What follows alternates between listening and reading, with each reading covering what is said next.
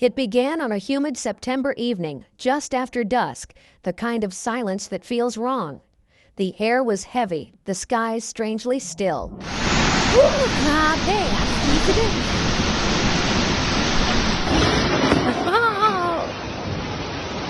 Then, without warning, the heavens cracked open. By 9:30 p.m. local time, monster Typhoon Ragasa had made landfall. Within hours, cities that had bustled with life were reduced to waterlogged wastelands.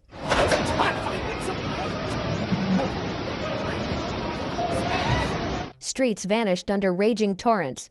Glass panels ripped from high-rises and rained down. This was a nightmare that looked like the opening scene of a disaster movie. Except this time, it was terrifyingly real.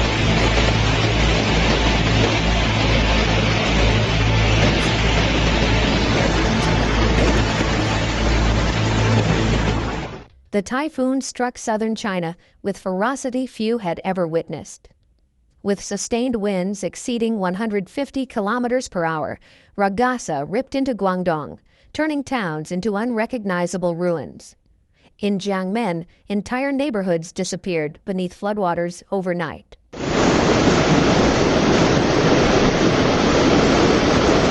Concrete walls crumbled and homes disintegrated like sandcastles under a relentless tide. Schools and hospitals, places meant for safety, were drowned in chaos.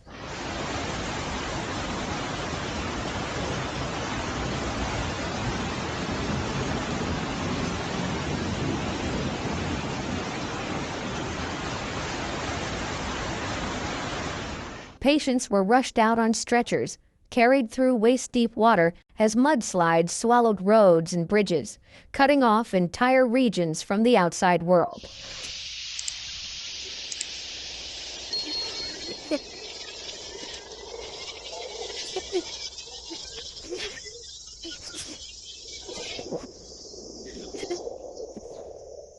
The storm spared nothing. In Shenzhen and Zhongshan, shards of glass rained from high-rises like a deadly storm within a storm.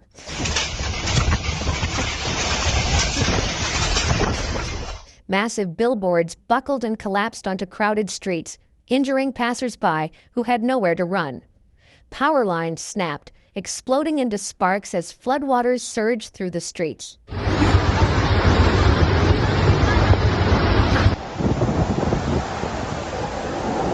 For hours, these cities weren't just paralyzed, they were consumed by chaos. Along the coastlines of Yangjiang and Zhuhai, the ocean itself rose to wage war. Waves taller than houses smashed relentlessly into harbors and ports. Fishing boats were torn from their anchors and hurled onto shore like discarded toys. Nearly 40,000 workers from offshore platforms and shipyards were evacuated in a desperate race against time.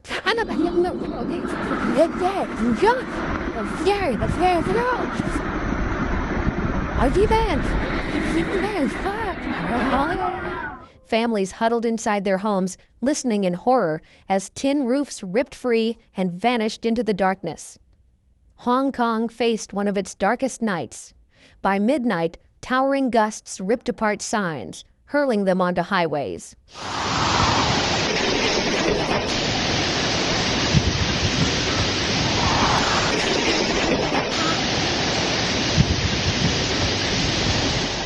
Storm surges devoured the shoreline, leaving once bustling areas submerged. At Hong Kong International Airport, chaos unfolded as more than 120 flights were canceled or delayed, stranding thousands. Families slept on cold terminal floors without food, water, or updates. Ferries, trains, buses, everything stopped. On Lantau Island, winds screamed with such fury that terminals were forced to shut down as crews scrambled for safety.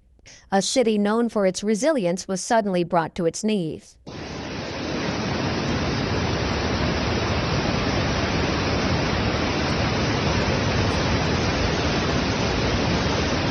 Meanwhile, in Macau, the neon glow of casinos flickered and died. Streets are filled with wrecked cars, while basements are flooded beneath the city. Tourists, once drawn by glitter and glamour, were trapped in hotel lobbies as one casino after another slammed its doors shut. For nearly 24 hours, the city was held hostage under signal number 10, the highest tropical cyclone warning.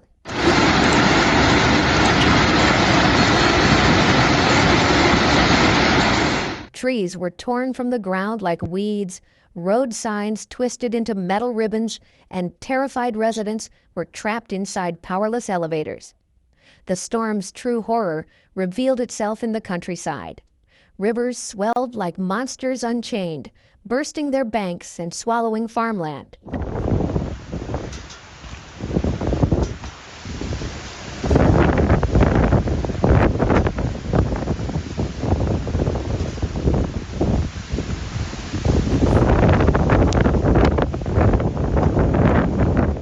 In the mountains, landslides thundered down, threatening to erase entire villages. Rescue teams battled the storm itself, wading through chest-deep floodwaters to reach stranded families. Some waved frantically from rooftops, others clung to floating debris.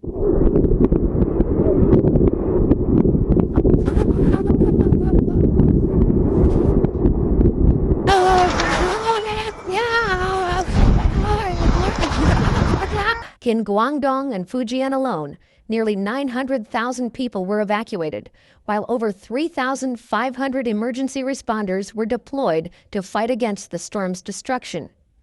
Yet, even with such efforts, transport across dozens of cities collapsed.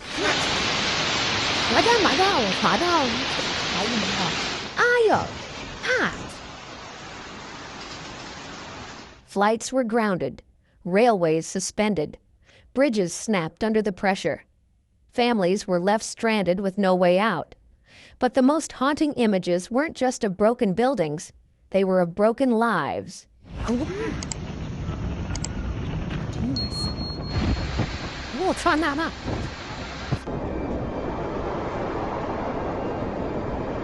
Videos flooded social media, over 20,000 homes damaged or destroyed. Cars dragged helplessly down torrents like paper boats, power poles bursting into showers of fire, children crying in the arms of soaked and desperate parents. For the elderly, the sick, and the poor, Ragasa was merciless.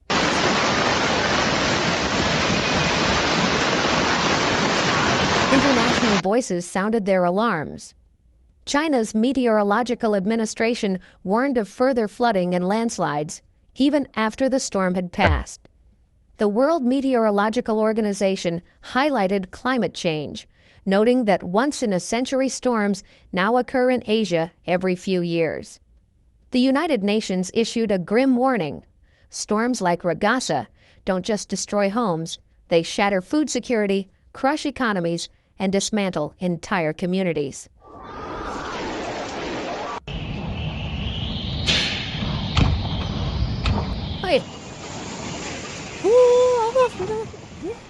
Yet perhaps the most chilling truth is that Ragasa's shadow still lingers. Hundreds of thousands remain displaced, shelters bursting with families who have nowhere to go.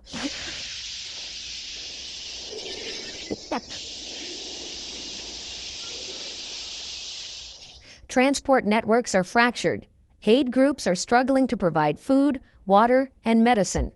And while the winds have calmed, new dangers loom: shortages, disease outbreaks, and the long, painful road of recovery. Monster Typhoon Ragasa wasn't just a natural disaster, it was a revelation, a reminder of how fragile we truly are against the power of nature. It was a storm, yes, but also a warning.